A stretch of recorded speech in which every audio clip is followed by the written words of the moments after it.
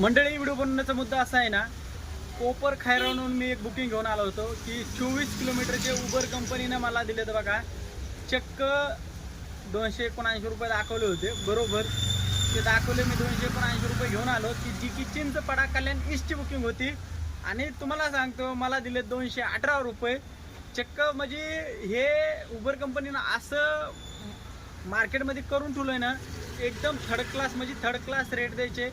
आणि तुम्ही सांगा, जर कस्टमरला एवढ्या कमी रेटमध्ये जर 24 किलोमीटर जर 218 रुपयामध्ये जर गाडी भेटत असन, तर कोण दुसरं ॲप यूज करण?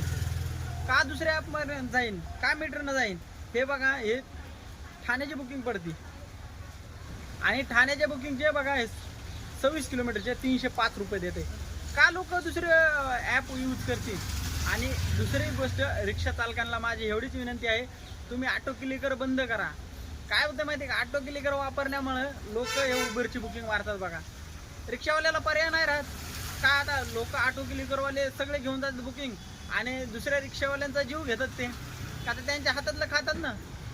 तर ऑटो क्लिकरवाल्याला असं माझं विनंती आहे की बाबा, तुम्ही ऑटो क्लिकर बंद करा यूज करणं. तेव्हा लोक फिरत येईल, ड्रायव्हर लोक, नाहीतर ड्रायव्हर लोक बोलते ना आपल्याला ऑटो क्लिकरवर बुकिंग भेटत नाही, चला घेऊन. ते किती का किलोमीटरचे पैसे भेटणार, पण ती बुकिंग घेऊन जाणार.